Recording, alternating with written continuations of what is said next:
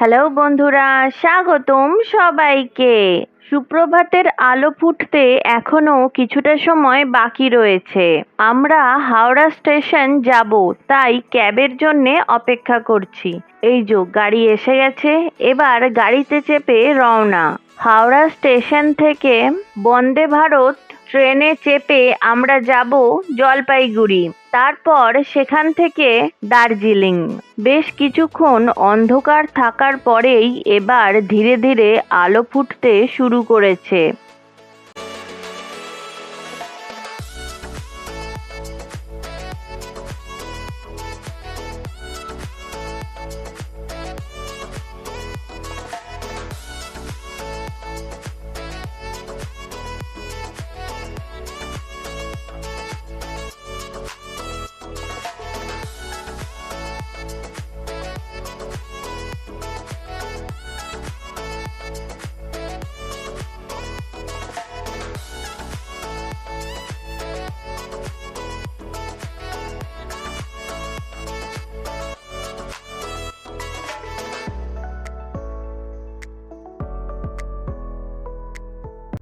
আমরা পৌঁছে গেছি হাওড়া স্টেশনে। মাম্মাম পাপা ভাই এর আগে বন্দে ভারতে চেপেছে। আমার আর অভিষেকের এটা প্রথমবার বন্দে ভারতে চাপা হতে চলেছে।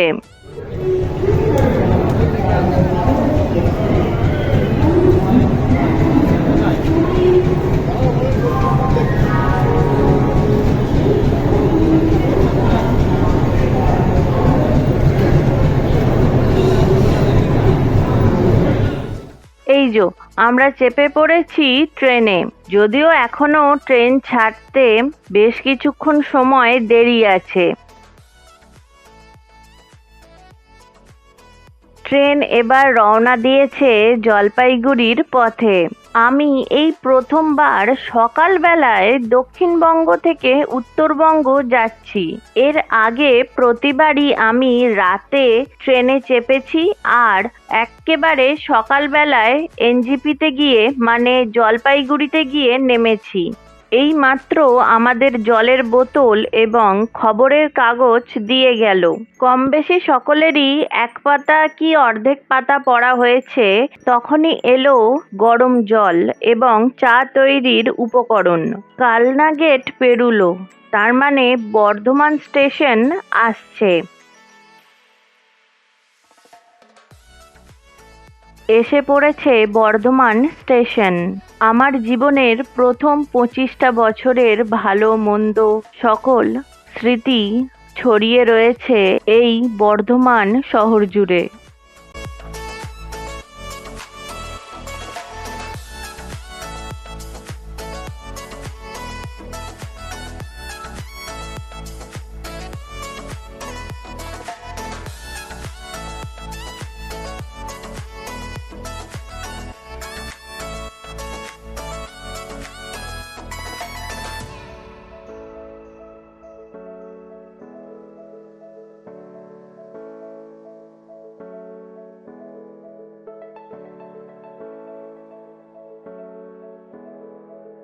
বর্ধমান ছাড়ার কিছুক্ষণ পরেই এলো আমাদের আজকের প্রাতরাশ। ট্রেন যাত্রায় এই বাহিরের ক্রমাগত দৃশ্য পরিবর্তন হতে থাকাটা আমার কাছে সব থেকে বেশি আকর্ষণীয়।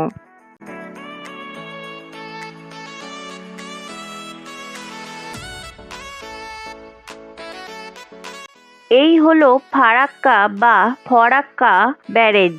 এটি তৈরি করা হয়েছে গঙ্গা নদীর উপরে। এই ব্যারেজটির নির্মাণ কার্য 1962 সালে শুরু হয়েছিল এবং সমাপ্ত হয়েছিল 1970 সালে। 1975 সাল থেকে এই ব্যারেজটি কার্যকর হয়েছিল। এই ব্যারেজটি প্রায় 2304 মিটার লম্বা। ব্যারেজ থেকে ভাগীরথী হুগলি নদী পর্যন্ত ফিডার ক্যানেল প্রায় 42 কিলোমিটার।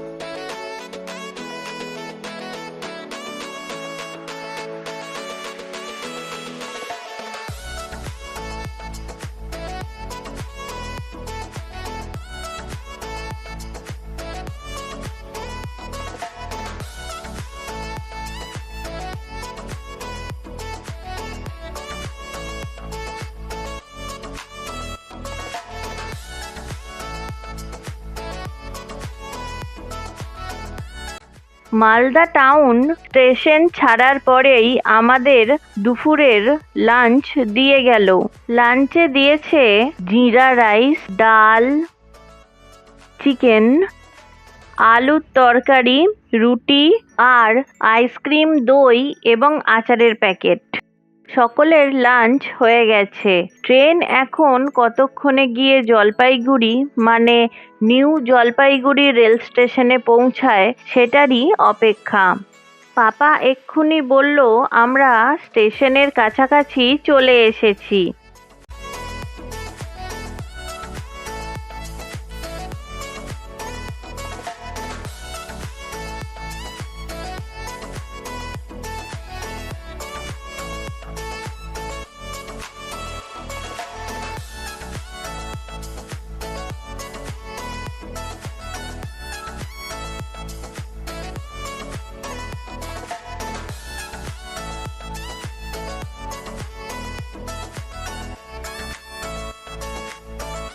যথাসময়ে ট্রেন পৌঁছে গেছে নিউ জলপাইগুড়ি জাংশন রেল স্টেশনে।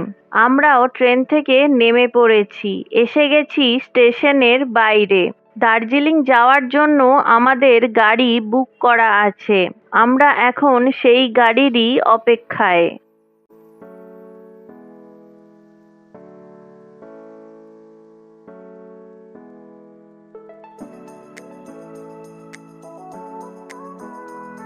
এই যে এসে গেছে আমাদের গাড়ি। গাড়ির মাথায় এখন আমাদের লাগেজগুলো তোলা হচ্ছে।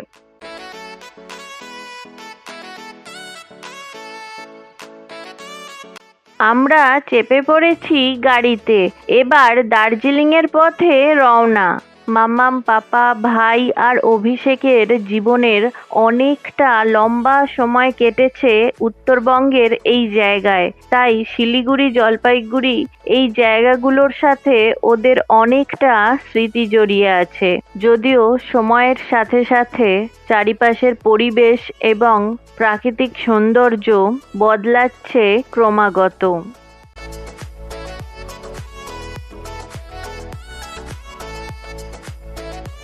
বেশ কিছুক্ষণ সময় হলো গাড়ি সমতলের রাস্তা ছেড়ে পাহাড়ি রাস্তায় ওঠা শুরু করেছে। তবে শীত শীত অনুভূতিটা এখনো আসা শুরু হয়নি। সেটা হয়তো আরো কিছুটা পাহাড়ি পথ দিয়ে ওপরে উঠে গেলে তবে শুরু হবে। তবে চা বাগান শুরু হয়ে গেছে।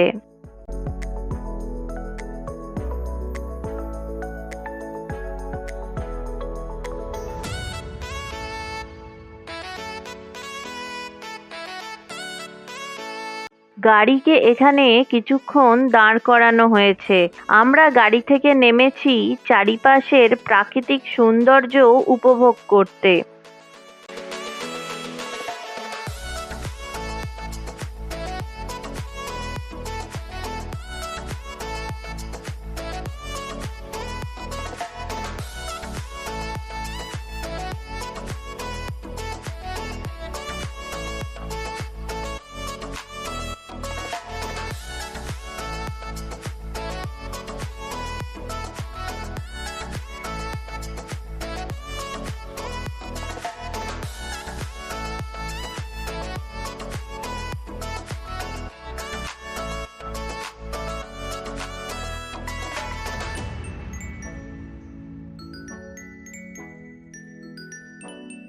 প্রকৃতির সৌন্দর্য দেখে আমরা আবার উঠে পড়েছি গাড়িতে। দার্জিলিং সম্পর্কে নতুন করে কিছুই বলার নেই। প্রতিটি বাঙালি জানে দীপুদার দা হলো দার্জিলিং। ভারতবর্ষের পশ্চিমবঙ্গ রাজ্যের উত্তরতম অঞ্চলের একটি শহর হলো দার্জিলিং। পূর্ব হিমালয়ে অবস্থিত। গড় উচ্চতা 2045 মিটার এবং 7.83 বর্গ কিলোমিটার জুড়ে রয়েছে দার্জিলিং শহর। দার্জিলিং এর পশ্চিমে রয়েছে নেপাল, পূর্বে রয়েছে ভুটান, উত্তরে সিকিম রাজ্য এবং আরও উত্তরে চীনের তিব্বত শাসিত অঞ্চল। আচ্ছা, এবার একটু ইতিহাসের পাতায় ফিরি। 19 শতকের গোড়ার দিকে ভারতে ইস্ট ইন্ডিয়া কোম্পানির শাসনকালে ইংরেজ কর্মকর্তা, সৈন্য এবং তাদের পরিবারের সদস্যদের জন্য দার্জিলিংকে একটি সম্ভাব্য গ্রীষ্মকালীন অবকাশ কেন্দ্রে চিহ্নিত করা হয়েছিল। সেই সময় ভারতে স্থায়ীভাবে বসবাসকারী ইংরেজদের সন্তানদের শিক্ষার জন্য দার্জিলিং এবং আশেপাশে আবাসিক বিদ্যালয় স্থাপন করাও হয়েছিল। দার্জিলিংয়ের ঢালু জমিতে চা চাষ সফল হয়েছিল। তখন সেখানে বনভূমি পরিষ্কার করে ঘর তৈরি করা হয়েছিল এবং চা বাগানে কাজ করানোর জন্য নেপাল থেকে অনেক শ্রমিকদের নিয়ে আসা হয়েছিল। 19 শতকের শেষের দিকে দার্জিলিং হিমালয়ান রেলওয়ে নামে একটি অভিনব ন্যারোগেজ পার্বত্য রেলপথ তৈরি করা হয়েছিল।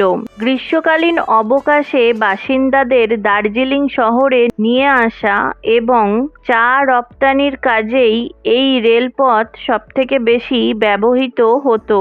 1947 সালে ভারতবর্ষের স্বাধীনতার সময়ে ইংরেজরা দার্জিলিং ছেড়ে চলে যাওয়ার পরে সেখানকার কটেজগুলি সমতল ভূমির ধনী ভারতীয়রা এবং চা বাগানগুলি বড় বড় ভারতীয় ব্যবসায়ীরা ও কিছু বৃহৎ সংস্থার অধীনে চলে গিয়েছিল।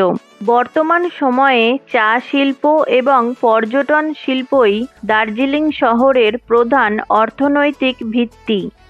বলতেই ভুলে যাচ্ছি, ইংরেজ আগমনের সময় দার্জিলিং তার লেপচা অধিবাসীদের কাছে দর্জেলিং বা দর্জেগ্লিন নামে পরিচিত ছিল।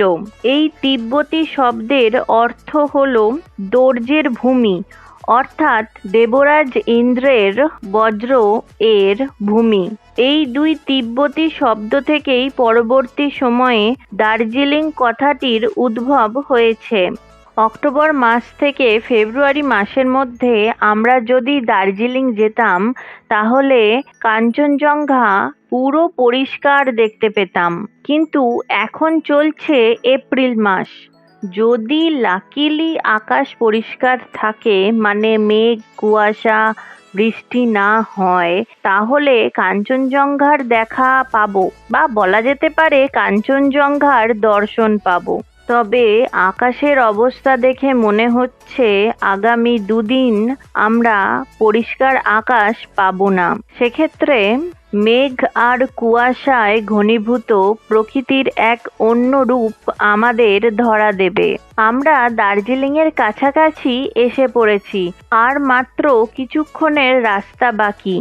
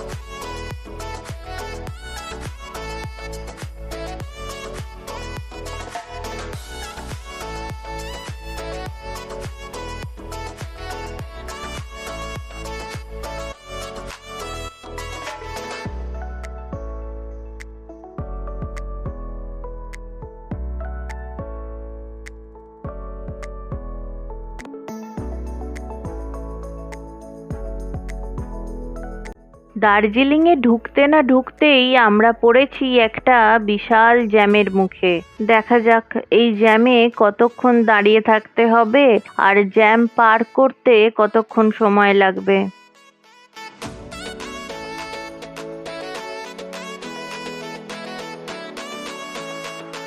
বাবারে, কতক্ষণ ধরে জ্যামে দাঁড়িয়ে থাকার পর এবার আবার আমাদের গাড়ি চলতে শুরু করেছে।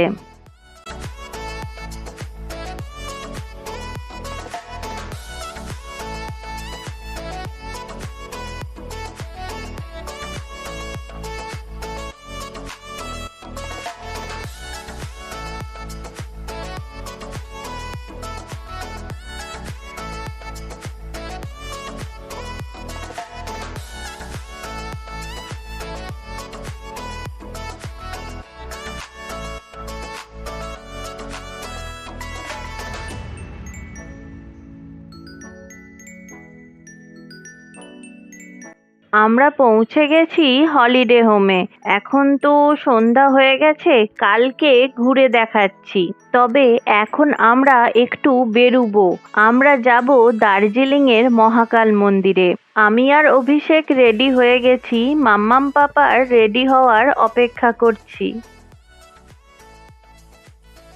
ধীরে ধীরে সন্ধ্যা নামছে পাহাড়ি পরিবেশে। অবজারভেটরি হিলের চূড়ায় অবস্থিত এই মহাকাল মন্দির। বাবারে, এইটুকু রাস্তা হেঁটে আসতেই দম বেরিয়ে গেল। যদিও এখনো মন্দির পর্যন্ত আরেকটু হাঁটতে হবে। মহাকাল শব্দের আক্ষরিক অর্থ হলো কালের অধিপতি। এই মন্দিরটি দেবাদিদেব মহাদেবের মন্দির। 1782 সালে লামা দোরজে রিনজিং এর দ্বারা এই মন্দিরটি নির্মিত হয়েছিল। এই মন্দিরটির বিশেষ বৈশিষ্ট্য হলো এই মন্দিরে হিন্দু এবং বৌদ্ধ উভয় ধর্মের সম্প্রীতি একত্রে সহাবস্থান করে। বেশ অনেকটা রাস্তা হাঁটার পর আমরা এসে পৌঁছে গেছি মন্দিরের সামনে। এই জায়গায় জুতো খুলে রেখে এবার মন্দিরে প্রবেশ করব। ইতিহাসের পাতা বলছে এই স্থানে অতীতে ছিল দর্জিলিং নামে একটি ছোট্ট বৌদ্ধ বিহার। লেপচা এবং ভুটানি উভয় সম্প্রদায়ের মানুষেরা এখানে মনোকামনা জানিয়ে শ্রদ্ধা অর্পণ করতেন। 1788 সালে গোর্খা সেনাবাহিনীর আক্রমণে এই জায়গাটি ধ্বংস হয়েছিল। কালক্রমে এই স্থানটিকে নেপালি সম্প্রদায়ের মানুষেরা নিজেদের প্রতীকী চিহ্ন রূপে পরিবর্তিত করেন।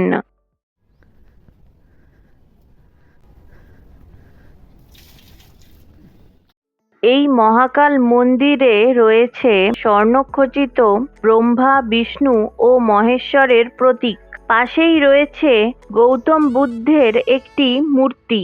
একজন হিন্দু পুরোহিত ও একজন বৌদ্ধ ভিক্ষু একই সাথে ধর্মীয় আচার পালন করেন। নির্মাতা দোরজে রিনজিং লামার শায়িত দেহাবশেষের তিব্বতী স্মৃতিস্তম্ভ রয়েছে এই মন্দিরের ভিতরে, যাকে তিব্বতী ভাষায় বলা হয় চোরতেন। এই মন্দিরে দেবী দুর্গা, দেবী কালী, গণেশ, সাই বাবা এবং অন্যান্য হিন্দু ধর্মের দেবদেবীর নিত্য পূজা করা হয়। এই মন্দিরের চারিদিকে ছড়িয়ে রয়েছে বৌদ্ধ ধর্মের প্রার্থনার পতাকা। হিন্দু ধর্মমতে যাহা হলো পঞ্চভূত, বৌদ্ধ ধর্মমতে তাহাই হলো ওম মণি পদ্মে হুম। এই পতাকাগুলি হলো নীল, সাদা, লাল, সবুজ ও হলুদ রঙের।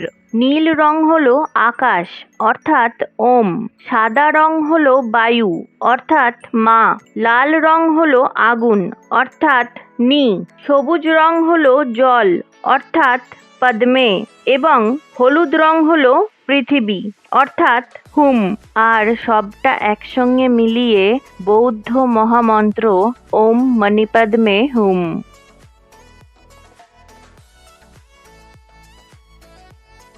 মহাকাল মন্দিরে দর্শন করে আমরা এখন চলেছি দার্জিলিং ম্যালের দিকে। রাত্রিবেলা বেশি ভিডিও করব না ভেবে আমি গিম্বেলটা সঙ্গে আনলাম না। এখন মনে হচ্ছে নিয়ে এলেই হতো। ভিডিও করছি আর যা কাঁপছে। এই হলো সকলের পরিচিত দার্জিলিং ম্যাল। সেই 2005 সালে এসেছিলাম। মাঝখানে কতগুলো বছর কেটেছে, চারিদিকটা কত বদলে গেছে।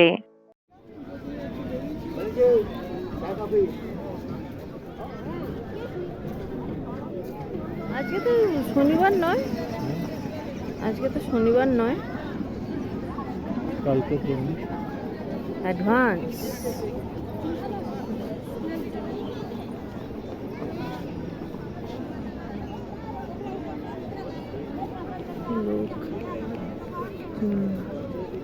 এই কুকুরটা দৌড়াচ্ছে।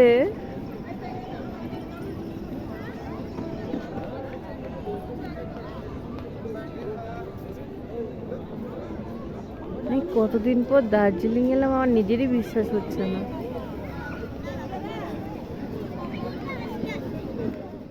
চলুন এখন ফিরি। আমরা সকলেই খুব ক্লান্ত রয়েছি। কাল সকাল থেকে দার্জিলিং এর আশপাশ দেখা শুরু। এই ভিডিওটা এখানেই শেষ করছি। দেখা হচ্ছে পরের ভিডিওতে খুব তাড়াতাড়ি। সকলকে জানাই শুভ রাত্রি।